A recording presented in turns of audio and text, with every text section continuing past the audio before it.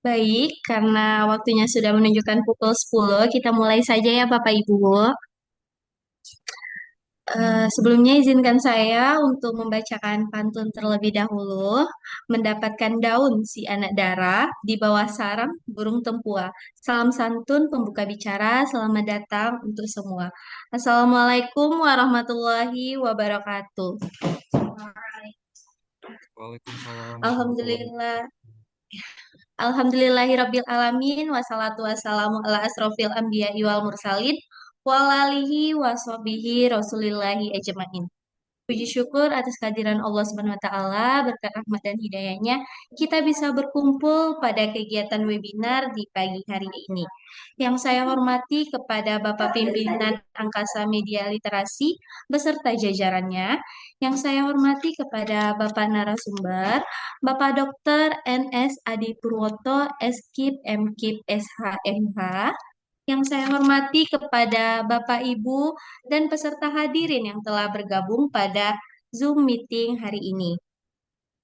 Selamat pagi dan selamat bergabung Bapak Ibu dalam acara webinar nasional penerbitan Angkasa Media Literasi pada hari Selasa 4 Maret 2024. Eh, dengan tema dengan tema dosa menantu dalam hukum kesehatan ketika merawat mertua bisa berujung pidana. Sini. Ini. Baik, Bapak Ibu, sebelumnya perkenalkan nama saya Cindy Aprilia Faiza. Saya sebagai host pada kegiatan webinar pagi hari ini. Sebelum kita mulai, izinkan saya untuk membacakan informasi terlebih dahulu. Yang pertama, untuk absensi akan kami kirimkan setelah sesi tanya jawab berakhir.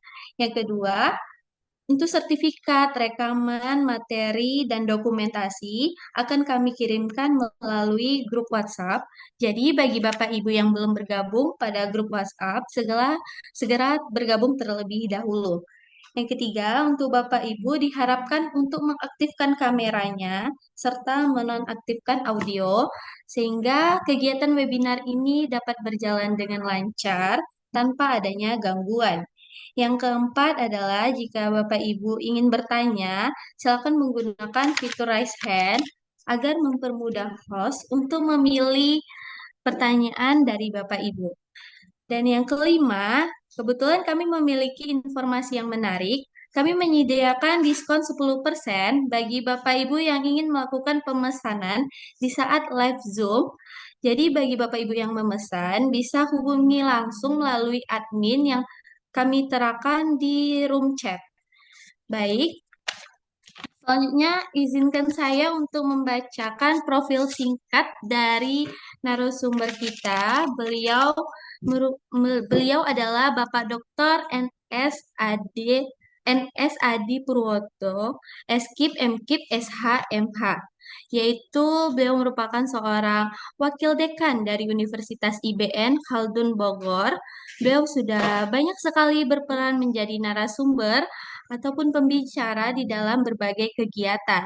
Beliau juga sudah banyak menerbitkan beberapa buku, di antaranya adalah buku promosi kesehatan bagi mahasiswa, buku hukum kesehatan, buku pengantar ilmu hukum, dan masih banyak lagi. Kami sangat beruntung bisa mendapatkan kesempatan belajar langsung dari beliau pada hari ini. Baik, tanpa berlangsung lama, kita sambut saja, yaitu Bapak Dr. NS Adi Purwoto, Skip Mkip, SHMH, untuk membagikan wawasan berharganya mengenai dosa menantu dalam hukum kesehatan ketika merawat mertua bisa berujung pidana. Baik Bapak, Assalamualaikum warahmatullahi wabarakatuh. Selamat pagi Bapak. Waalaikumsalam warahmatullahi wabarakatuh. Selamat pagi, Sehat Mbak Ot. Pak. Alhamdulillah, luar biasa sehat. Alhamdulillah. Masih semangat ini puasa yang keempat ya. Ya Iya, Bapak. luar biasa. Oke. Mm-mm. Baik Bapak, Bapak Ibu, dipersilakan. baik, langsung saja ya. Baik, Iya saya Bapak. Terima kasih kepada artis media ya yang sudah meluangkan untuk saya sebagai narasumber ya, khususnya. Jadi buat Bapak Ibu yang nanti mau publish, silakan saja hubungi adminnya atau menerbitkan buku baik skripsi, tesis maupun disertasinya ya seperti itu. Ya, Bapak Ibu, selamat pagi. Perkenalkan saya Adi Proto, saya narasumber pada pagi hari ini. Nanti kita banyak diskusi ya Bapak Ibu terkait dengan materinya. Ini materinya itu agak ngeri-ngeri sedap katanya. Ya, jadi Bapak Ibu, kenapa saya mengambil tema berkaitan dengan dosa dalam kesehatan orang tua rujuk dana. Jadi Bapak Ibu perlu diketahui. Jadi dalam hukum kesehatan, kewajiban merawat seseorang itu kan berkaitan dengan hubungan hukum yang jelas. Ya, terutama di hukum kesehatan Bapak Ibu, seperti tenaga medis, lalu misalnya tenaga medis ya terhadap pasien atau terhadap anak nih. Jadi dalam konteks menantu yang merawat mertua itu tidak ada kewajiban hukum yang eksplisit Bapak Ibu, kecuali kalau ada unsur kelalaian atau tindakan yang merugikan secara hukum ya seperti itu Bapak Ibu. Jadi ada beberapa kemungkinan nih yang bisa berujung pada pidana. Salah satunya adalah penelantaran orang tua ya, atau penelantaran orang yang butuh perawatan. Nah, ini sudah dituangkan di pasal 304 Kitab Undang-Undang Hukum Pidana Bapak Ibu. Jadi kalau misalnya mertua dalam kondisi tidak mampu merawat diri sendiri ya, misalnya lansia atau lansia sakit ya, atau menantu yang itu harus menantu yang bertanggung jawab nih ya gitu. Nah, nanti bisa kalau misalnya ini bisa dikenakan pasalnya ya, pasal di 304 itu Kitab Undang-Undang Hukum Pidana itu berbunyi barang siapa yang diwajibkan oleh hukum atau perjanjian untuk memberi kehidupan, perawatan, atau pemeliharaan kepada seseorang, tetapi dengan apa? Sengaja tidak memenuhinya, maka diancam pidana penjara paling lama itu 2 tahun, 8 bulan, atau denda Bapak Ibu. Ya, seperti itu. Saya langsung saja share screen untuk materi pada pagi hari ini.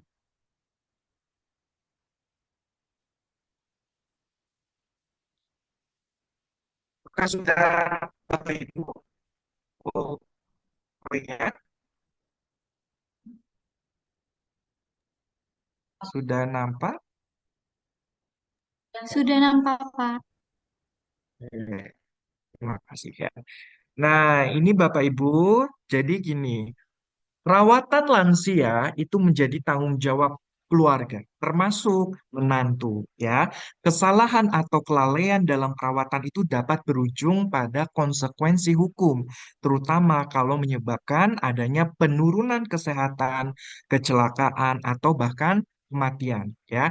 Jadi ada beberapa kasus hukum ini menunjukkan bahwa kelalaian dalam merawat mertua dapat dikategorikan sebagai tindakan pidana seperti penelantaran ya. Jadi undang-undang itu sudah melindungi nih hak lansia atau menempatkan sanksinya bagi yang lalai ya. Di mana kita harus memahami aspek hukum kesehatan dalam perawatan lansia. Nah, ini sangat penting Bapak Ibu. Untuk apa? Untuk mencegah resiko hukum yang bisa dijerat menantu ya, seperti itu. Jadi Bapak Ibu, perawatan lansia ya dalam keluarga oleh menantu ini dapat memiliki konsekuensi hukum kalau terjadi kelalaian atau kesalahan yang berdampak serius nih pada kesejahteraan atau keselamatan keselamatan mertuanya ya. Jadi penelantaran lansia itu sudah dituangkan di pasal 304 Kitab Undang-Undang Hukum Pidana dan di Undang-Undang Nomor 13 Tahun 1998 Bapak Ibu tentang kesejahteraan lanjut usia ya, di mana di pasal 304 Kitab Undang-Undang Hukum Pidana itu sudah mengatur bahwa siapapun yang wajib memberi perawatan tetapi dengan sengaja menelantarkan seseorang hingga dalam bahaya bisa bisa dipidana ya. Lalu di Undang-Undang Nomor 13 Tahun 98 Bapak Ibu. Nah, ini sudah menegaskan nih bahwa keluarga bertanggung jawab atas kesejahteraan lansia. Jadi kalau misalnya menantu mengabaikan tertua yang membutuhkan perawatan ini bisa dianggap sebagai bentuk penelantaran ya seperti itu.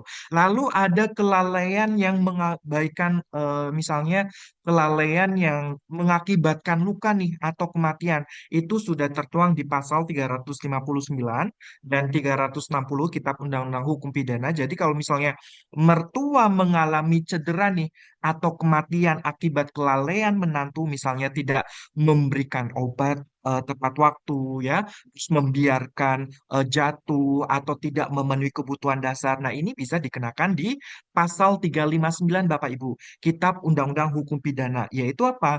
Kelalaian yang menyebabkan kematian, maka pidana penjara maksimal 5 tahun ya. Lalu di pasal 30 itu pidana ya kelalaian yang menyebabkan luka berat, maka dipidana penjara maksimal 5 tahun. Ya, seperti itu. Ini yang berkaitan dengan perawatan lansia.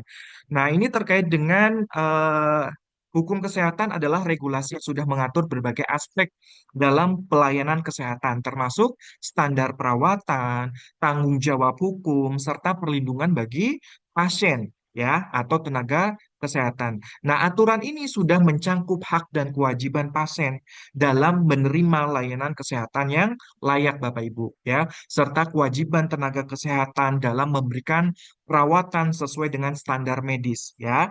Tapi hukum kesehatan tidak hanya berlaku dalam fasilitas kesehatan, Bapak Ibu, tetapi dalam lingkungan keluarga, terutama dalam perawatan lansia, ya. Jadi dalam konteks perawatan keluarga, ya termasuk menantu dalam merawat lansia secara layak nih ya berkaitan dengan kelalaian ya dalam perawatan yang menyebabkan dampak buruk bagi kesehatan mertua itu dapat berujung pada konsekuensi hukum seperti gugatan perdata maupun pidana ya. Nah, ini terkait dengan kewajiban dalam merawat orang tua atau mertua ya di mana norma sosial atau ajaran agama itu kan menekankan pentingnya bakti kepada orang tua termasuk kewajiban merawat mereka di usia lanjut. Jadi prinsipnya ini Bapak Ibu itu tidak hanya bersifat moral tapi memiliki landasan hukum dalam Undang-Undang Perlindungan Anak dan Lansianya ya. Jadi yang mewajibkan anak atau menantu ini memberikan perawatan yang layak bagi orang tua ya. Jadi dalam merawat orang tua Bapak Ibu atau mertua ada tanggung jawab moral ya, hukum yang harus diperhatikan. Jadi kalau misalnya perawatan yang diberikan mengandung unsur kelalaian atau kesengajaan yang membahayakan kesehatan atau keselamatan lansia, nah ini bisa berujung pada konsekuensi hukum baik pidana maupun perdatanya Bapak Ibu ya seperti itu. Nah, meskipun secara hukum tidak ada kewajiban eksplisit nih bagi menantu untuk merawat mertua, keluarga tetap memiliki tanggung jawab ya dalam kesejahteraan orang tua ya. Jadi kalau misalnya terjadi kelalaian serius atau kesengajaan ya yang tentunya bisa mengakibatkan penderitaan, maka bisa berujung pada konsekuensi hukumnya ya seperti itu. Lalu ada hak pasien dalam hukum kesehatan, Bapak Ibu. Jadi setiap individu itu berhak mendapatkan pelayanan kesehatan ya yang layak sesuai dengan standar medis yang berlaku. Nah, hak ini sudah mencangkup akses terhadap fasilitas kesehatan, pengobatan yang sesuai serta perawatan yang memadai tanpa adanya diskriminasi ya. Jadi setiap pasien termasuk lansia itu berhak atas perlakuan yang manusiawi atau bebas dari perlakuan diskriminatif dalam penerima layanan kesehatan. Jadi haknya ini Bapak Ibu itu sudah memastikan nih bahwa semua individu itu diperlakukan dengan adil tanpa membedakan usia, ya, terus kondisi kesehatan atau status sosialnya, ya. Jadi pasien juga memiliki hak untuk menerima atau menolak perawatan tertentu berdasarkan pertimbangan pribadi, ya, pertimbangan medis atau keyakinannya, ya, seperti itu. Nah, ini terkait dengan kesalahan dalam merawat mertua yang bisa berujung pidana. Jadi, kelalaian dalam pemberian makanan, obat-obatan, itu dapat berdampak serius pada kesehatan lansia, terutama kalau menyebabkan malnutrisi Bapak Ibu atau gangguan kesehatan akibat tidak satunya konsumsi obat. Jadi tindakan tersebut itu dianggap sebagai bentuk pengabaian berujung pada konsekuensi hukum, ya. Jadi kalau misalnya tidak segera membawa mertua ke fasilitas kesehatan saat sakit, nah ini kan merupakan bentuk kelalaian nih yang bisa memperburuk kondisi kesehatan lansianya. Jadi kalau misalnya keterlambatan ini menyebabkan dampak fatal, ya, pihak yang bertanggung jawab itu bisa dikenakan sanksi hukum atas pengabaian kewajiban dalam perawatan tersebut, ya. Nah, Eh, jadi gini Bapak Ibu, kelalaian dalam merawat mertua ya yang lansia itu berujung pada konsekuensi hukum terutama kalau menyebabkan kondisi kesehatan memburuk termasuk dari malnutrisi, komplikasi penyakit atau bahkan sampai dengan kematian ya. Jadi kelalaian yang menyebabkan luka atau kematian itu sudah tertuang di pasal 359 dan di pasal 360 Kitab Undang-Undang Hukum Pidana. Jadi kalau misalnya akibat kelalaian dalam pemberian makanan, obat, atau keterlambatan membawa ke fasilitas kesehatan, mertua mengalami luka serius atau meninggal itu bisa dijerat di pasal 359 Bapak Ibu. Ya, jadi kelalaian yang menyebabkan kematian, maka hukuman penjara maksimal 5 tahun. Ya, lalu di pasal 360 Kitab Undang-Undang Hukum Pidana, kelalaian yang menyebabkan luka berat, maka hukuman penjara maksimal 5 tahun penjara, ya. Lalu ada di pasal Undang-Undang Nomor 23 tahun 2004 nih tentang kekerasan dalam rumah tangga Bapak Ibu, di mana di pasal 9 ayat 1 Undang-Undang KDRT itu sudah menyatakan nih bahwa penelantaran dalam rumah tangga termasuk terhadap mertua yang lansia itu bisa dikategorikan sebagai kekerasan psikis atau berujung pada pidana, ya seperti itu. Nah, ini terkait dengan kasus-kasus pelanggaran hukum kesehatan dalam keluarga. Salah satu kasus di Indonesia itu bisa melibatkan seseorang menantu yang dipidana karena kelalaian dalam merawat mertua yang sudah lanjut usia.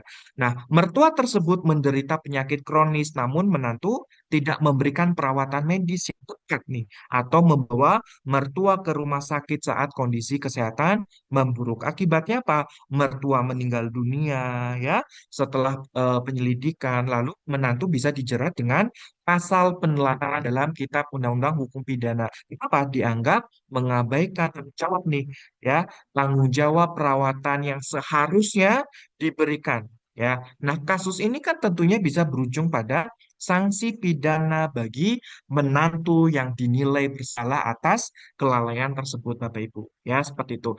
Jadi salah satu contoh kasus ini Bapak Ibu terkait dengan adanya pelanggaran hukum kesehatan ya dalam keluarga ini adalah kelalaian satu nih, dalam merawat tua yang sudah lanjut usia atau menderita penyakit kronis ya. Jadi kronologi kasus tersebut mertua menderita penyakit kronis seperti misalnya contohnya diabetes atau tekanan darah tinggi yang memerlukan perawatan rutin ya. Terus yang kedua, menantu tidak memberikan makanan yang cukup atau obat-obatan secara teratur meskipun mengetahui kondisi kesehatan mertuanya. Ya, terus yang ketiga, misalnya apa? Ketika kondisi mertua memperburuk, ya, memburuk, menantu tidak segera membawa ke rumah sakit atau meminta bantuan medis sehingga semakin memburuk keadaan. Akhirnya apa? Mertua meninggal dunia, ya. Setelah dilakukan penyelidikan, diketahui nih bahwa kematian terjadi karena penelantaran atau karena kelalaian dalam perawatan medisnya ya seperti itu. Lalu terkait dengan konsekuensi ya. di mana pidana kurungan menantu yang terbukti lalai dalam merawat mertua itu dapat dikenakan hukuman pidana kurungan sesuai dengan ketentuan dalam Kitab Undang-Undang Hukum Pidana di pasal 304 yang sudah mengatur tentang pelantaran orang yang membutuhkan bantuan. Jadi kalau misalnya kelalaian tersebut menyebabkan kerugian fisik atau kematian, nah ini bisa dijatuhi pidana penjara nih sebagai sanksi atau tindakan pengabaian atau kelalaian tersebut ya. Lalu ada denda di mana selain pidana kurungan, menantu yang lalai juga bisa dikenakan denda berdasarkan regulasi yang berlaku dalam Undang-Undang Kesehatan dan Undang-Undang Perlindungan Lansia. Jadi dendanya ini Bapak Ibu tujuannya untuk memberi efek jera atau memastikan tanggung jawab atas kelalaian dalam perawatan lansia. Ya, jadi besaran dendanya itu nanti ditentukan oleh tingkat kelalaian atau dampak yang ditimbulkan. Ya, lalu ada gugatan perdata dari keluarga mertua, misalnya keluarga mertua juga berhak nih mengajukan gugatan perdata terhadap menantu yang lalai merawatnya. Jadi gugatannya ini Bapak Ibu itu bisa mencangkup klaim ganti rugi ya atas kerugian material maupun immaterialnya. Ya. Nah ini bisa timbul akibat apa? Kelalaian tersebut seperti biaya medis, ada kehilangan nafkah, lalu ada penderitaan psikologis yang dialami oleh mertua atau keluarganya ya. Tuh. Nah, ini peran lembaga. Nah, ini peran tenaga kesehatan dalam pencegahan pelanggaran hukum kesehatan, salah satunya melaporkan indikasi kekerasan terhadap lansia, ya. Terus edukasi bagi keluarga dalam merawat lansia, lalu pemerintah menyediakan layanan kesehatan lansia, yaitu pemerintah juga memiliki tanggung jawab nih dalam menyediakan fasilitas atau layanan kesehatan yang memadai bagi lansia. Jadi layanan ini Bapak Ibu itu termasuk akses ke perawatan medis ya, rehabilitasi atau program pencegahan penyakit. Jadi dengan adanya layanan yang mudah diakses, tentunya diharapkan apa keluarga atau tenaga kesehatan itu bisa bekerja sama dalam menjaga kesehatan lansia ya, tentunya bisa mencegah terjadinya kelalaian terkait dengan pelanggaran hukumnya ya.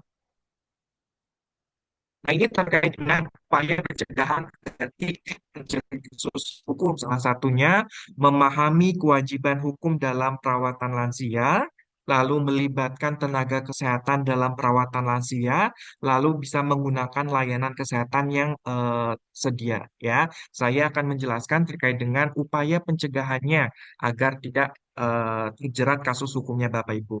Jadi seperti ini Bapak Ibu memahami kewajiban hukum dalam tentang lansia, ya, mengetahui berkaitan dengan hak dan kewajiban hukum keluarga dalam merawat lansia. Itu kan sudah tertuang sesuai dengan Kitab Undang-Undang Hukum Pidana, lalu di Undang-Undang Kesehatan dan Undang-Undang Kesejahteraan Lansia, Bapak Ibu. Jadi untuk menghindari penelantaran baik dalam bentuk kurangnya perhatian terhadap kebutuhan gizi, obat-obatan atau perawatan medis. Jadi kalau misalnya tidak bisa merawat mertua secara langsung, pastikan nih ada orang lain yang tentunya bertanggung jawab, misalnya saudara kandung atau perawatnya, ya seperti itu. Lalu bisa melibatkan tenaga kesehatan dalam perawatan lansia Bapak Ibu. Seperti apa? Misalnya berkonsultasi dengan dokter atau perawat ya mengenai perawatan medis nih yang tepat untuk lansia dengan penyakit-penyakit kronisnya. Supaya apa? Bisa memastikan mertua itu mengkonsumsi obat sesuai dengan anjuran dokter ya, bisa mendapatkan pemeriksaan kesehatan yang rutin. Jadi kalau misalnya mertua mengalami kondisi darurat, segera menghubungi tenaga medis atau membawa ke fasilitas kesehatan ya. Lalu bisa menggunakan layanan kesehatan yang tersedia. Misalnya apa? Memanfaatkan BPJS kesehatan ya atau kesehatan pemerintah untuk mendapatkan akses perawatan medis tanpa beban biaya besar ya. Terus bisa menggunakan home care atau panti jompo kalau keluarga kesulitan memberikan perawatan secara resmi, ya. Supaya memastikan nih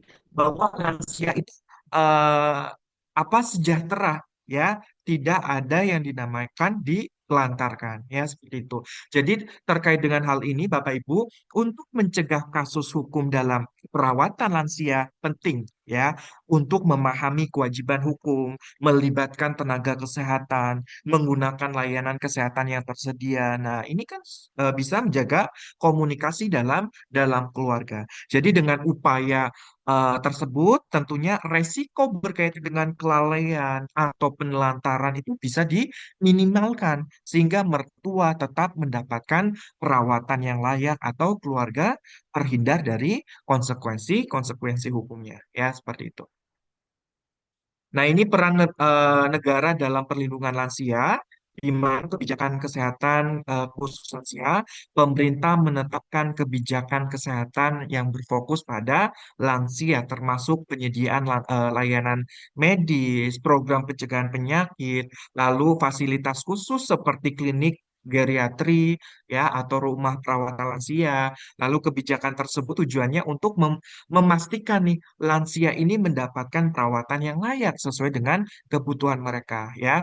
Lalu ada bantuan sosial bagi lansia yang tidak memiliki keluarga, di mana negara memberikan bantuan sosial bagi lansia nih yang tidak memiliki keluarga atau dukungan finansialnya. Termasuk apa? Program jaminan sosial, tunjangan kesejahteraan, serta tempat tinggal yang layak di panti sosial. Jadi bantuannya ini Bapak Ibu tujuannya adalah untuk memastikan lansia tetap mendapatkan perhatian atau perlindungannya, ya.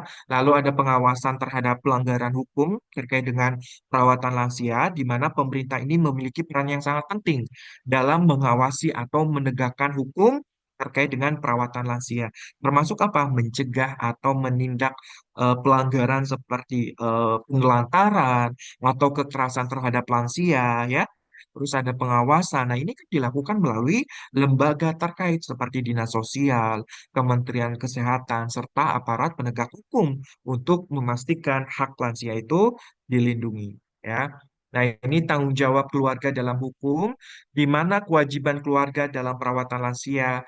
Hukum itu mengatur bahwa keluarga termasuk anak atau menantu itu memiliki tanggung jawab dalam merawat lansia, di mana Undang-Undang Perlindungan Lansia ini menegaskan kewajiban tersebut untuk memastikan orang tua mendapatkan perhatian, tempat tinggal yang layak, serta akses ke layanan kesehatan yang memadai, ya. Nah, sanksi bagi keluarga nih yang mengabaikan mertua atau orang tua. Jadi, keluarga yang mengabaikan lansia, baik dalam bentuk penelantaran, kelalaian, atau kekerasan, itu dapat dikenakan sanksi hukum, ya. Lalu dugaan sosial atau moral bagi keluarga dalam merawat lansia. Untuk apa? Mencegah kelalaian, ya. Negara dan masyarakat itu perlu memberikan dukungan sosial atau moral bagi keluarga yang merawat lansia. Jadi terkait dengan program bantuan, edukasi, serta layanan kesehatan lansia itu harus diperkuat nih. Agar apa? Agar keluarga itu tidak merasa terbebani, ya, atau bisa menjalankan langsung tanggung jawabnya dengan baik, ya. Kesimpulannya Bapak Ibu, perawatan mertua bukan hanya sekedar tanggung jawab moral, ya, tetapi juga kewajiban hukum yang sudah diatur dalam berbagai regulasi. Tentunya keluarga, terutama menantu, ini memiliki peran yang sangat penting nih dalam memastikan lansia itu mendapatkan perawatan yang layak sesuai dengan standar kesehatannya. Jadi, ada dengan kelalaian dalam perawatan, baik disengaja maupun tidak, itu bisa berujung pada sanksi pidana sesuai dengan ketentuan hukum yang berlaku. Jadi, kalau penelantaran, kekerasan, atau pengabaian kebutuhan dasar lansia itu bisa dikenakan hukuman termasuk pidana kurungan atau denda, ya. Jadi cara pencegahannya itu yaitu menjadi langkah utama nih dalam menghindari permasalahan hukumnya, ya, berkaitan dengan edukasi mengenai cara merawat lansia dengan baik, ya, serta kepatuhan terhadap regulasi kesehatan atau perlindungan lansia sangat penting agar keluarga itu bisa menjalankan tanggung jawab tanpa resiko hukumnya, ya, seperti itu. Terima kasih. Sekian pemaparan dari saya serahkan ke moderator. Baik, Bapak. Terima kasih atas materinya, Bapak. Semoga apa yang disampaikan bisa bermanfaat bagi kita semua. Baik, selanjutnya kita lanjut saja ke sesi tanya jawab. Bagi Bapak Ibu yang ingin bertanya, silakan menggunakan fitur raise hand serta mengaktifkan kamera dan audionya.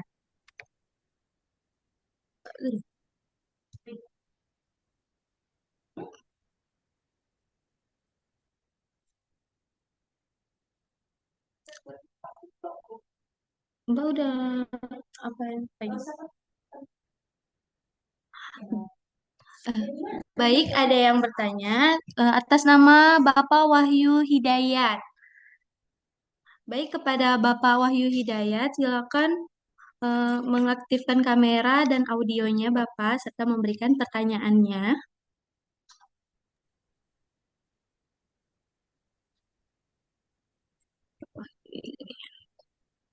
Ya, Assalamualaikum warahmatullahi wabarakatuh. Waalaikumsalam warahmatullahi Waalaikumsalam wabarakatuh. warahmatullahi wabarakatuh. Izin saya ingin bertanya, eh, terkadang untuk merawat orang tua itu kan tidak, seorang anak atau menantu tidak mempunyai kompetensi merawat orang tua ya dengan ilmu-ilmunya.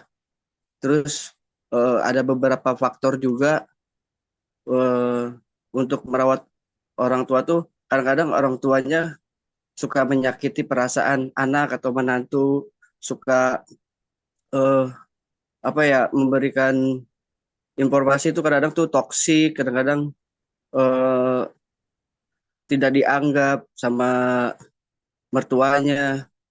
Nah, dalam menghadapi perasaan yang seperti itu, eh,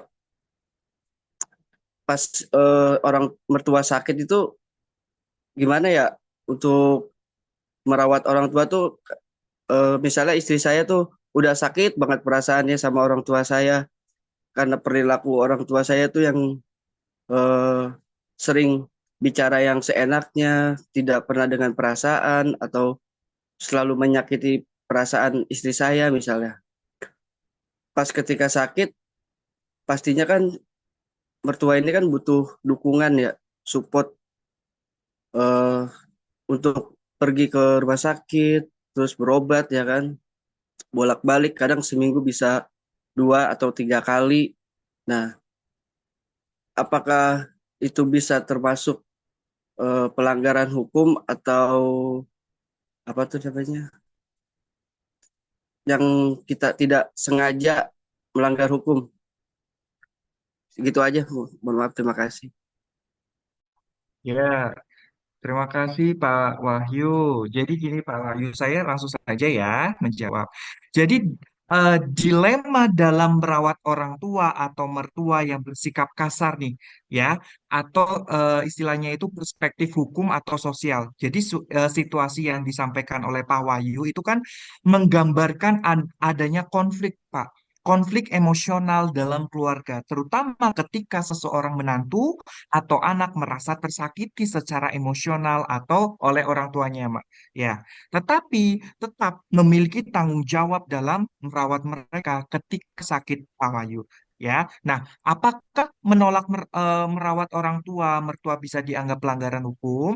Jadi, Pak Wahyu, secara hukum di Indonesia, anak ini kan memiliki tanggung jawab untuk merawat orang tua, tetapi menantu tidak memiliki kewajiban hukum langsung untuk merawat orang tua, ya, merawat mertua, ya. Tapi ada beberapa aspek hukum, ya, yang perlu dipahami Pak Wahyu. Jadi kalau misalnya seorang anak bukan menantu, ya, menelantarkan orang tua yang sakit, maka bisa dijerat dengan pasal 305 Pak, Kitab Undang-Undang Hukum Pidana, yang menelantarkan orang itu dalam keadaan lemah atau sakit itu bisa dihukum maksimal 5 tahun penjara Pak Wahyu, ya.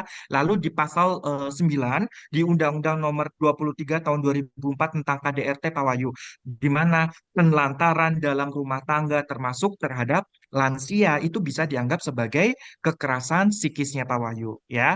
Jadi menantu secara hukum itu tidak wajib merawat mertua Pak Wahyu. Tapi kalau tinggal dalam satu rumah atau sengaja membiarkan mertua dalam keadaan sakit tanpa bantuan apapun, nah ini bisa dianggap penelantaran pasif Pak Wahyu atau bisa dipermasalahkan ya seperti itu. Itu yang pertama Pak Wahyu. Lalu yang kedua, faktor emosional nih. Bagaimana nih kalau mertua sering menyakiti hatinya? Jadi banyak keluarga menghadapi dilema ketika mertua ini memiliki sifat yang toksik ya, suka berkata kasar atau tidak menghargai menantu. Jadi dalam kondisi seperti ini Pak Wahyu, penting nih untuk mencari solusi agar perawatan tetap berjalan tanpa mengorbankan kesehatan mental pasangannya ya seperti itu. Lalu yang ketiga, solusi untuk mengatasi konflik atau tetap memberikan perawatan tentunya dengan delegasikan perawatan ke pihak lain Pak Wahyu. Jadi kalau misalnya Pak Wahyu, istrinya Pak Wahyu sudah sangat lelah secara emosional, cari nih bantuan perawat home care ya, terus anggota keluarga lain atau tetangga untuk membantu perawatannya ya. Nah ini bisa mempertimbangkan juga panti jompo Pak Wahyu atau layanan lansia profesional kalau mertua itu memerlukan perawatan yang khusus ya. Terus gunakan pendekatan hukum keluarga Pak Wahyu. Misalnya apa? Berdiskusi dengan anggota keluarga lain mengenai bagian tugas perawatan. Jadi jangan membiarkan apa? Beban hanya pada satu orang, misalnya istri Pak Wahyu dan Pak Wahyu sendiri. Ya, seperti itu. Jadi kalau misalnya Pak Wahyu memiliki anak lain, ya, sorry, orang tuanya memiliki anak lain, ya, buat kesepakatan nih berkaitan dengan tanggung jawab bersama ya agar tidak hanya menantu yang harus merawatnya ya seperti itu. Nah, bagaimana batasan atau perlindungan psikologisnya? Jadi kalau misalnya mertua sering berkata kasar atau menyakiti perasaan istri Pak Wahyu, buatlah batasan yang tegas Pak Wahyu.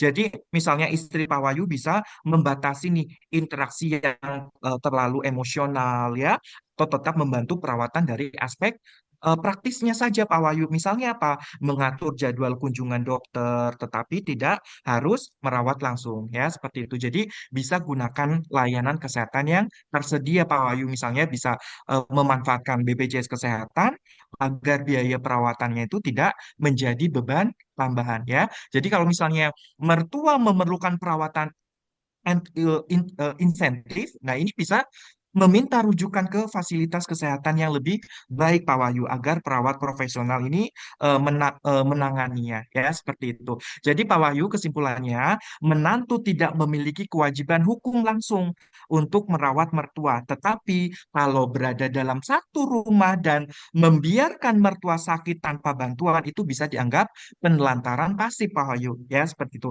Jadi, kalau misalnya anak kandung menelantarkan orang tua yang sakit itu bisa terkena pidana penelantaran orang tua itu sudah tertuang di pasal 305 Kitab Undang-Undang Hukum Pidana dan Undang-Undang KDRT-nya. Ya, seperti itu Pak Iwan.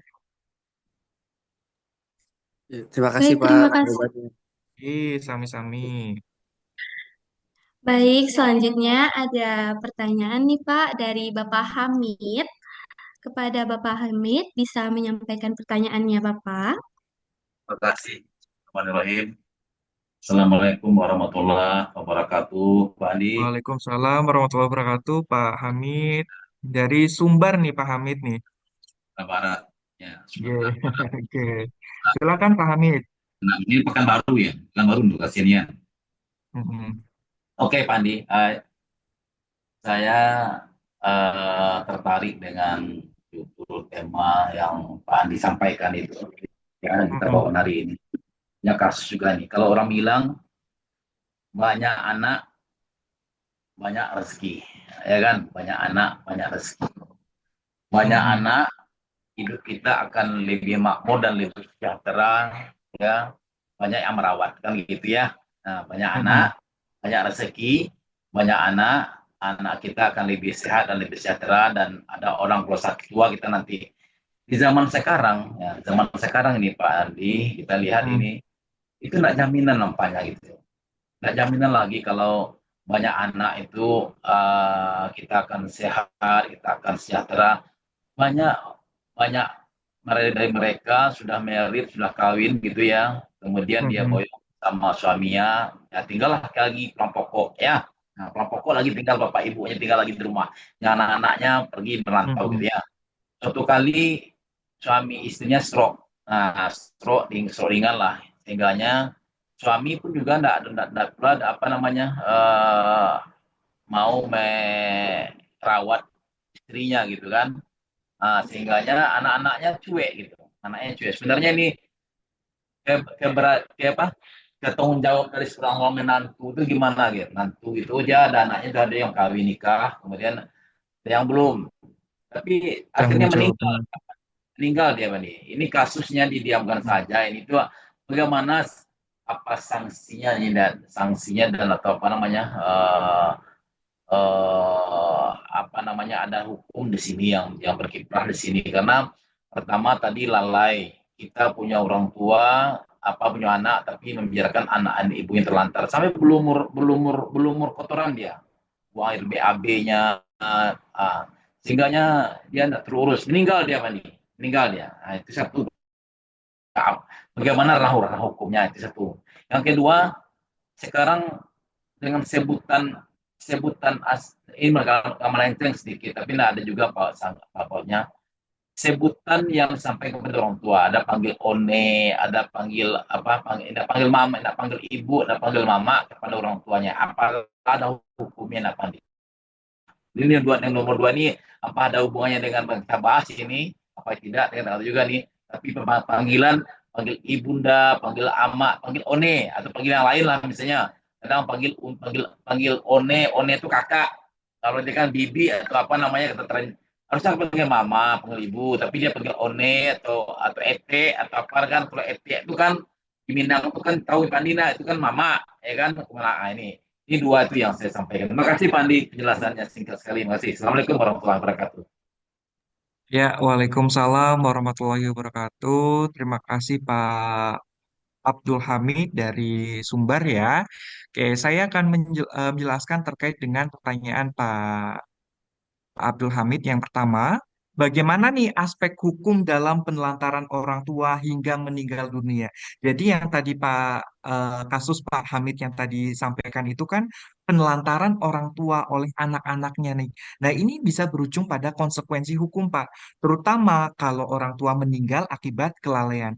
Jadi dalam hukum di Indonesia, Pak, anak ini kan memiliki kewajiban untuk merawat orang tua, terutama kalau orang tua dalam kondisi sakit atau tidak mampu merawat dirinya sendiri, Pak. Ya, nah bagaimana nih sanksi hukum kalau anak menelantarkan orang tua hingga meninggal dunia? Jadi kalau misalnya seorang anak menelantarkan orang tua yang sakit sampai meninggal dunia, maka bisa dijerat dengan beberapa pasal, Pak, dalam Kitab Undang-Undang Hukum Pidana. Di pasal 304, barang siapa dengan sengaja menempatkan atau membiarkan seseorang dalam keadaan sengsara sedangkan ia wajib untuk menolaknya, maka dapat dipidana dengan pidana penjara paling lama itu 2 tahun 8 bulan atau denda, Pak. Gitu. Jadi kalau misalnya anak membiarkan orang tua dalam keadaan tidak terurus, ya, sakit atau tidak diberi makan, nah ini bisa dianggap sebagai penelantaran yang disengaja, Pak. Gitu. Nanti sanksinya bisa berupa penjara atau denda. Ini sesuai dengan pasal 305, Pak, Kitab Undang-Undang Hukum Pidana. Barang siapa menelantarkan seseorang yang wajib ditolongnya, yang mengakibatkan orang tersebut sakit berat atau meninggal dunia, maka bisa dipidana dengan pidana penjara paling lama itu 5 tahun, Pak. Jadi kalau misalnya akibat penelantaran tersebut orang tua meninggal dunia, maka hukumnya itu bisa lebih berat juga, Pak. Gitu. Nanti bisa dianggap sebagai kelalaian yang menyebabkan kematian yang memberatkan hukumannya, Pak. Seperti itu. Lalu di pasal 7, Pak, pasal 7 dan di pasal 9 Undang-Undang Nomor 23 Tahun 2004 tentang penghapusan KDRT, Pak. Di pasal 7, Pak, itu sudah menyebutkan bahwa penelantaran dalam rumah tangga ini merupakan bentuk kekerasan psikis. Ya, itu di pasal 7. Lalu di pasal 9 menyatakan bahwa setiap orang yang menelantarkan anggota keluarganya sampai mengalami penderitaan dapat dipidana. Nanti hukumannya itu terkait dengan pelanggarannya itu bisa berupa penjara maksimal 3 tahun atau denda kurang lebih itu 15 juta, Pak. Seperti itu. Jadi kalau misalnya ada menantu ikut menelantarkan mertua, apakah bisa dipidana? Jadi kalau misalnya menantu tidak memiliki kewajiban hukum langsung, Pak, untuk merawat mertua, karena dalam hukum Indonesia, kewajiban utama ada pada anak kandungnya saja, Pak, seperti itu. Jadi kalau misalnya mertua secara sadar nih ikut membiarkan ikut membiarkan mertua dalam kondisi telantar dan mertua tersebut meninggal, menantu bisa dianggap turut serta dalam penelantaran tersebut, Pak. Ini bisa dijerat dengan pasal 55 Kitab Undang-Undang Hukum Pidana, Pak. Turut serta dalam tindak pidana tersebut. Nah, bagaimana nih upaya pencegahan agar tidak jadi kasus serupa ya? Tentunya untuk menghindari kasus hukum seperti ini, Pak, ada beberapa yang harus diketahui. Salah satunya anak-anak harus memiliki kesadaran nih untuk merawat orang tua ya, atau minimal memastikan mereka itu dirawat dengan baik ya. Jadi kalau misalnya anak tidak bisa merawat langsung, nah ini bisa menggunakan jasa perawat, Pak. Ya, seperti yang tadi saya jelaskan, ada home care atau menitipkan ke orang tua di panti jompo yang tentunya yang layak ya. Lalu jangan mengganggu jangan menunggu sampai kondisi orang tua itu memburuk ya. Tentunya segera cari bantuan medis yang kalau mereka itu merasa sakit, Pak. Jadi kalau misalnya ada konflik dalam keluarga, sebaiknya diskusikan solusi terbaik nih agar perawatan orang tua itu tidak terabaikan. Ya, itu yang pertama, Pak, jawaban dari saya. Lalu yang kedua terkait dengan panggilan kepada orang tua ya, Pak, seperti mama, ibu dan lain sebagainya, itu lebih berkaitan dengan kebudayaan, Pak, atau adat istiadat atau kebiasaan keluarga. Jadi setiap daerah atau keluarga ini kan memiliki cara berbeda nih Pak dalam menyebut orang tua atau sosok yang tentunya dihormati Pak gitu. Jadi dalam konteks hukum kesehatan Pak atau penelantaran orang tua, panggilan tersebut Pak itu tidak pengaruh langsung Pak terhadap kewajiban hukum seseorang dalam merawat orang tua. Yang lebih Ya, penting apa? Dalam hukum itu adalah tanggung jawab anak, Pak, atau keluarga dalam memastikan kesejahteraan lansia tersebut, Pak. Jadi, secara sosial memang, Pak, panggilan kepada orang tua itu bisa mencerminkan kedekatan emosional, Pak. ya, Jadi, kalau logis ya. misalnya, betul. Jadi, kalau misalnya seorang anak terbiasa memanggil ibunya dengan panggilan penuh hormat, nah ini bisa jadi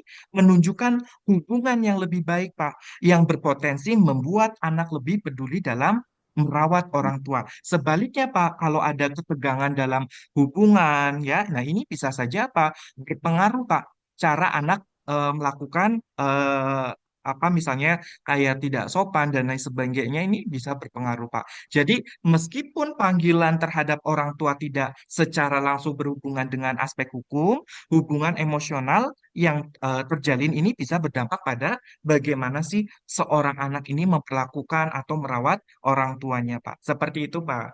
Ya, oke lah. Makasih Pak Andi, makasih. Ya, mari. Pak, Makasih. sami-sami, Pak. Oke, Oke, sukses oke. lagi dinas ya, Pak ya. Selamat Iya, lagi berpuasa, dikasih. Pak Abdul Hamid. Oke, Sama-sama Pak Andi. Pak Andi. oke. Baik, terima kasih Bapak Abdul Hamid atas pertanyaannya. Selanjutnya ada pertanyaan terakhir Bapak dari Ibu Sil. Dimohon untuk Ibu Sil mengaktifkan kamera dan mengaktifkan audionya, serta memberikan pertanyaannya. Terima kasih. Assalamualaikum, Andi. Waalaikumsalam, Ibu Sil. Oke. Iya, ini tidak berhubungan dengan yang diceritakan tadi, tapi mau sedikit tanya aja, saya harus bagaimana? Kan gini, Mm-mm. saya punya teman, dia itu sudah berumur, juga sudah umurnya sekitar 50 tahun, sudah pensiun juga. Punya Mm-mm. istri, istrinya sudah meninggal. Punya anak cuma satu saja, lah anaknya itu laki-laki. Nah, terus Mm-mm. itu sekarang itu yang anaknya laki-laki itu kecelakaan meninggal. Nah, dia tuh punya menantu sama punya cucu satu. Ini posisinya ada di rumah itu. Itu tuh teman saya itu kalau tetap di situ kayak fitnah. Tapi kalau disuruh keluar kok seperti diusir. Kalau nanti keluar dia juga sudah nggak punya orang tua juga. Lalu bagaimana nih? Saya ini sebagai seorang teman mau ngomong gimana nih saya nggak bisa. Itu kalau menurutnya Mas gimana ini kira-kira? Saya memberikan gimana ya eh, sebuah saran gitu untuk teman saya itu gimana? Kalau secara umur ya yang anaknya itu menantunya juga masih muda, disuruh menikah lagi seperti tidak mau menikah, sepertinya itu kayak punya rasa tanggung jawab ngopeni mertuanya itu tadi. Tapi kalau lama-kelamaan di situ kok ya seperti yang lagi ngetren saat ini film itu loh. Ya film itu kan kayak gitu. Takutnya nanti ada fitnah lagi. Itu kayak gimana nih seharusnya? Terima kasih. Mohon maaf sebelumnya kalau sedikit agak nggak nyambung sama pertanyaan. Iya, Terima kasih. iya Bu. Assalamualaikum. Waalaikumsalam warahmatullahi wabarakatuh. Baik Ibu Sil. Jadi situasi yang tadi Ibu Sil sampaikan nih ya cukup kompleks ya Bu ya karena melibatkan aspek emosional, sosial dan potensi fitnah ya. Jadi sebagai teman nanti Ibu Sil bisa memberikan saran yang bijak nih Bu tanpa membuatnya merasa terpojok atau salah dalam mengambil keputusannya ya. Jadi saran saya Bu misalnya menilai dulu nih keadaan secara objektif. Apakah hubungan dengan menantu baik atau saling menghormati. Jadi kalau misalnya menantu memang tulus ingin merawat mertuanya dan tidak ada masalah, nah maka tidak ada keharusan untuk keluar dari rumahnya, Bu. Seperti itu. Nah, apakah ada tekanan sosial nih atau fitnah dari lingkungannya? Jadi kalau misalnya ada tekanan atau omongan negatif dari tetangga, nah ini bisa dipertimbangkan, Bu. Solusi yang lebih baik untuk menghindari fitnah tersebut. Itu yang pertama, Bu. Yang kedua, mencari solusi yang nyaman nih, Bu, atau aman. Jadi kalau misalnya teman Ibu Sil merasa tidak nyaman karena omongan orang ya, atau berpotensi fitnah, ya, ada beberapa opsi, Bu. Salah satunya itu tetap tinggal, tetapi dengan batasan yang jelas. Jadi kalau misalnya ia masih ingin tinggal bersama menantu dan cucunya. Nah, ini bisa dibuat di pengaturan yang lebih baik. Misalnya apa? Dengan tinggal dengan tinggal di ruangan terpisah atau membuat batasan yang jelas dalam interaksi sehari-hari, Bu. Lalu bisa pindah ke tempat lain tetapi tetap dekat. Misalnya apa? Kalau memungkinkan itu bisa mencari tempat tinggal yang dekat dengan menantu atau cucunya sehingga masih bisa berinteraksi tetapi tanpa menimbulkan fitnah tersebut ya seperti itu bisa tinggal di tempat yang lebih nyaman kalau misalnya memiliki saudara atau teman lain yang bisa diajak tinggal bersama. Nah, itu juga bisa menjadi opsi keduanya, Bu, seperti itu. Nah, terus yang ketiga, membantu menantu dalam bentuk lain nih. Jadi kalau misalnya menantu memang berniat untuk merawat teman ibu ini bisa membantu dengan cara yang lebih fleksibel, Bu. Misalnya apa? Tidak selalu tinggal bareng ya, tidak selalu tinggal bersama ya, tetapi tetap sering berkunjung, Bu. Terus membantu secara finansial atau emosional tanpa harus berada dalam satu rumah ya, seperti itu. Lalu Ibu bisa konsultasikan dengan tokoh masyarakat atau agama, Bu. Jadi kalau misalnya ada fitnah semakin kuat,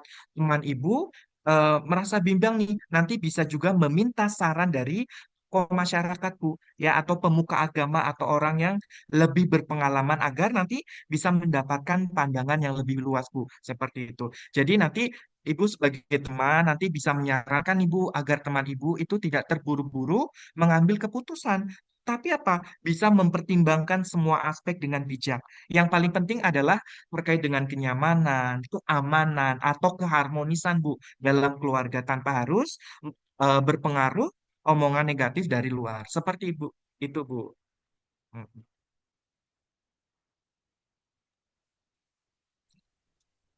Seperti itu ya, Bu Sis ya. Baik, Boleh terima ini, kasih kepada ya, Bapak. boleh ini satu lagi, Pak Eh, Rafiq, Ibu, baik, Bapak. nggak apa-apa ya. Baik, untuk Ya, pertanyaan terakhir kepada Bapak Muhammad Rafiq, bisa menyampaikan pertanyaannya, Bapak?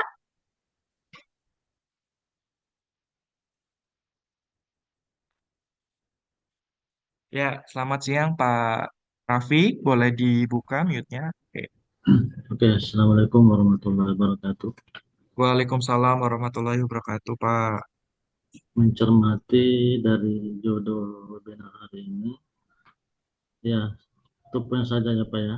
Saya bertanya, Apa saja bentuk kelalaian dalam merawat mertua yang bisa dianggap sebagai tindak pidana? Ya. Yang kedua, dalam hukum kesehatan, apakah ada perbedaan tanggung jawab antara anak kandung dan menantu dalam merawat orang tua? Itu saja saya sampaikan pertanyaan. Ya, terima kasih Pak Rafiq.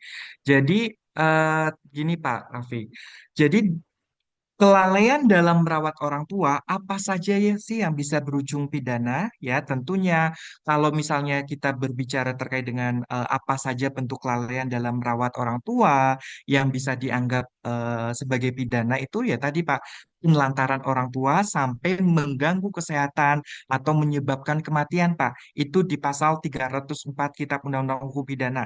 Ya, terus tidak memberikan makan Pak, tidak memberikan obat, tidak memberikan perawatan yang layak. Ini di pasal 305 Kitab Undang-Undang Hukum Pidana, Pak. Terus tidak segera membawa orang tua yang sakit ke fasilitas kesehatan, Pak. Nah, ini bisa dianggap kelalaian berujung fatal, ya. Nah, ini bisa dianggap sebagai tindak pidana, Pak. Ya, seperti lalu yang kedua, Pak, dalam bentuk hukum kesehatan, apakah ada perbedaan tanggung jawab nih antara anak kandung dan menantu dalam merawat orang tua? Jadi gini, Pak, anak kandung ini kan memiliki tanggung jawab hukum yang lebih kuat, Pak, berdasarkan norma keluarga atau aturan perwaliannya, ya, seperti itu.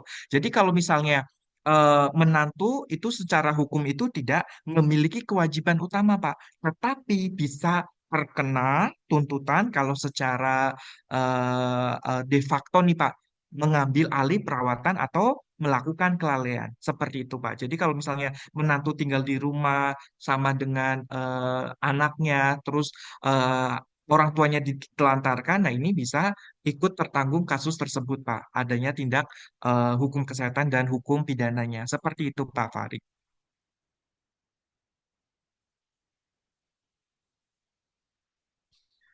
Baik, bagaimana Bapak Rafiq? Apakah dimengerti? Sudah, Baik, sudah, Bapak. sudah. Baik, Bapak. Terima kasih ya, Pak. Bapak Ibu yang sudah memberikan pertanyaan dan terima kasih kepada Bapak Adi yang sudah memberikan jawaban. Semoga apa yang ditanyakan oleh Bapak Ibu bisa bermanfaat dan dapat dimengerti. Baik, sebelum kita masuk ke penutup acara, izinkan saya terlebih dahulu untuk menjelaskan penerbit kami, yaitu kami merupakan penerbit CV Angkasa Media Literasi yang dapat membantu Bapak Ibu yang memiliki naskah untuk menerbitkan bukunya dengan berstandar ISBN maupun HAKI. Kami memiliki 5 paket. Yang pertama adalah paket hemat dengan harga 500.000. Bapak Ibu hanya tinggal mengirimkan naskah disesuaikan dengan template dan memberikan bukti Turnitin dengan maksimal 30%. Yang kedua adalah paket tunggal, di mana dengan harga 1 juta rupiah, Bapak Ibu hanya tinggal mengirimkan naskah untuk bagian editing, bagian turnitin, dan proses lainnya kami akan menyelesaikan sampai tuntas. Yang ketiga adalah paket konversi, di mana Bapak Ibu yang memiliki tesis, disertasi, jurnal, maupun skripsi, kami bisa menerbitkannya menjadi buku yang terbaik dengan berstandar ISBN maupun HAKI dengan harga 1.450.000 saja. Bapak Ibu hanya tinggal mengirimkan naskahnya saja, kami akan melakukan proses selanjutnya sampai selesai. Yang keempat adalah paket ghostwriter dengan harga 3.825.000 saja. Bapak Ibu sudah mendapatkan naskah tanpa perlu membuat maupun mengeditnya. Bapak Ibu hanya memberikan ide atau kerangka pikiran untuk proses selanjutnya kami yang akan menyelesaikannya. Yang kelima adalah paket kolaborasi, di mana dengan harga 150 per bab, Bapak Ibu sudah bisa menerbitkan buku bersama beberapa penulis lainnya disesuaikan dengan jurusan maupun judul bab yang Bapak Ibu inginkan melalui website kami. Dan bagi Bapak Ibu yang ingin menerbitkan buku bisa menerbitkan di saat live karena kami dapat memberikan diskon 10% bagi Bapak Ibu yang langsung memesan di saat live webinar. Baik, terima kasih. Cukup sekian untuk penjelasan dari CV kami. Bagi Bapak Ibu yang ingin memesan dan menerbitkan naskah, bisa hubungi admin yang sudah kami berikan melalui room chat. Terima kasih. Baik, karena kita sudah di penutup acara, kepada Bapak Andi Purwoto, apakah ada kata penutup atau saran sebelum kita masuk kepada sesi dokumentasi? Oke, saya closing statement ya, Mbak Moderator, Bapak semua ya. Jadi Bapak Ibu, merawat orang tua bukan hanya soal kewajiban moral ya, tetapi juga bisa memiliki konsekuensi hukum nih kalau terjadi kelalaian yang membahayakan kesehatan mereka Bapak Ibu. Jadi anak kandung ini memiliki tanggung jawab utama, tetapi menantu yang turut serta dalam perawatan juga harus berhati-hati agar agar tidak lalai Bapak Ibu ya. Nah, untuk menghindari masalah hukum, pastikan perawatan yang diberikan sesuai dengan kebutuhan medis atau sosial lansianya. Jadi jangan sampai kelalaian nih kalau kita berujung pada pelanggaran hukum. Semoga kita semua bisa menjadi keluarga yang peduli dan bertanggung jawab ya Bapak Ibu. Terima kasih sudah menyimak. Sampai jumpa di materi berikutnya. Saya serahkan ke Mbak Moderator. Terima kasih. Baik, terima kasih kepada Bapak Andi Purwoto. Semoga apa yang disampaikan bisa bermanfaat bagi Bapak Ibu dan semoga kita bisa bertemu kembali dan mendengar materi yang lebih baik lagi dari Bapak. Baik, kita langsung saja pada sesi dokumentasi. Bagi Bapak Ibu diharapkan untuk mengaktifkan kameranya sehingga kami bisa melaksanakan sesi dokumentasi.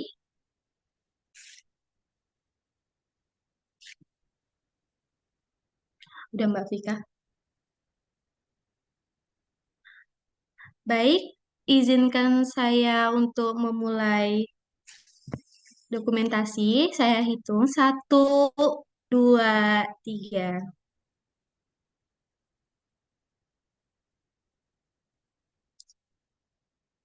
Baik, untuk slide selanjutnya, bagi Bapak Ibu diharapkan untuk memberikan senyuman yang terbaik dan termanisnya.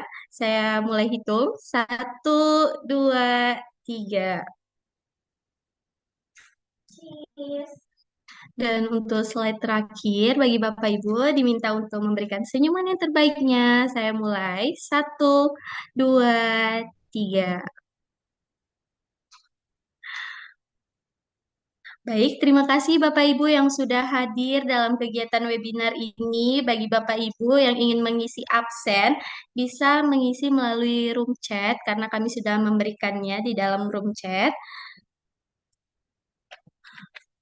Baik, sekali lagi saya ingin mengucapkan terima kasih kepada Bapak Andi Purwoto sudah menyempatkan kehadirannya dalam webinar ini. Semoga ilmu yang diberikan bisa bermanfaat dan menambah wawasan bagi kita semua. Baik, saya akhiri. Saya Cindy Aprilia Faiza. Jika ada salah kata ataupun ucapan, saya mohon maaf sebesar-besarnya. Saya akhiri. Wassalamualaikum warahmatullahi wabarakatuh. Waalaikumsalam warahmatullahi wabarakatuh. Terima Terima kasih, kasih Bapak. Bapak Ibu.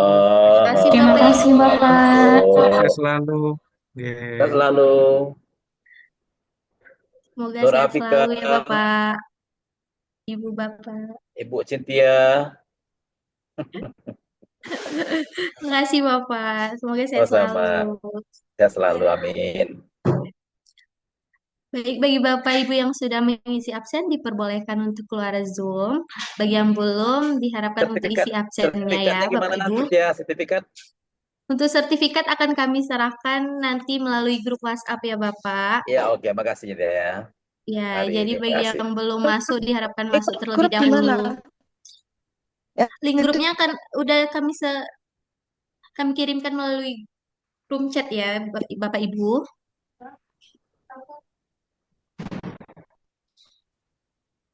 yang tidak ikut grup, Kak. Gimana, Kak? Ini kami kirim ulang ya Ibu, grup WhatsApp-nya Ibu.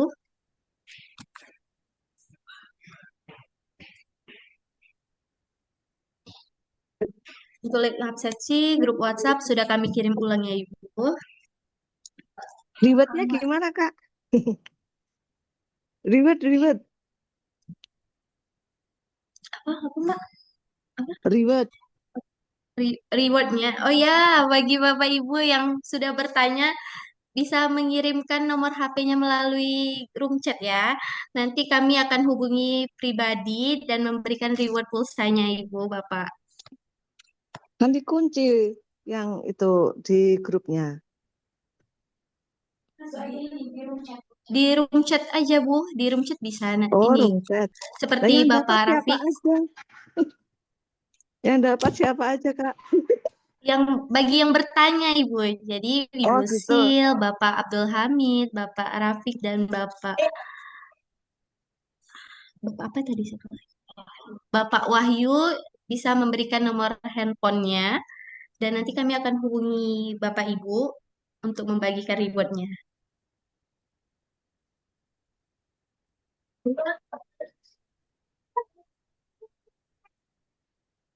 Oh, Oscar. Keras dulu HP, keras dulu HP Bunda.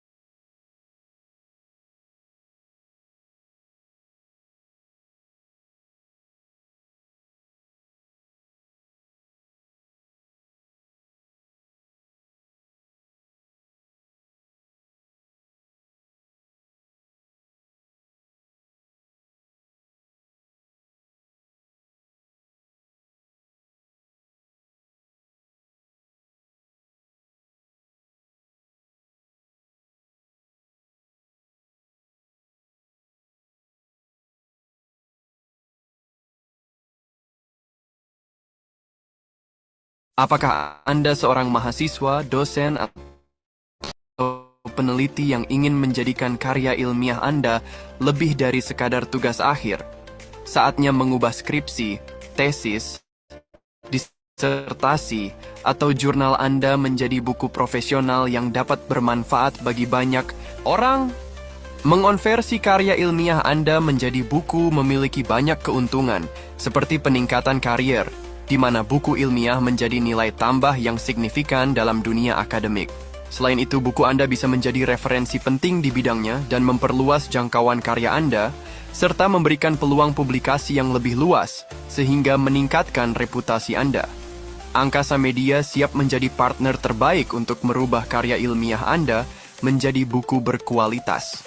Dengan biaya hanya Rp1.450.000, Anda akan mendapatkan berbagai keuntungan, termasuk e-book berstandar ISBN, hak atas kekayaan intelektual, HAKI, indeksasi di Google Scholar OMP, desain sampul gratis, promo mockup, desain, video ulasan buku, 3 buku fisik gratis dengan maksimal 150 halaman, serta royalti sebesar 20% untuk setiap penerbitan. Ayo, jadikan karya ilmiah Anda abadi. Bergabunglah dengan kami untuk mengubah ide-ide cemerlang Anda menjadi buku yang dapat menginspirasi dan memberikan kontribusi besar di bidangnya. Hubungi kami sekarang untuk informasi lebih lanjut dan konsultasi gratis melalui admin 1 di nomor 085830617975.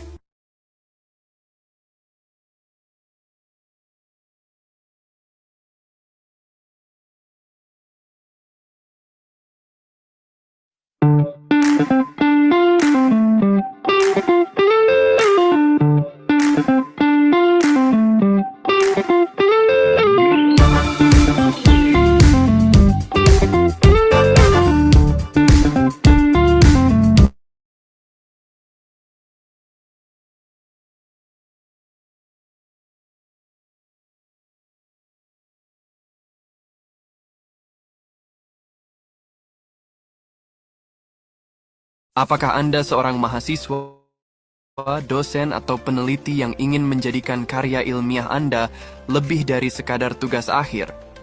Saatnya mengubah skripsi, tesis, disertasi, atau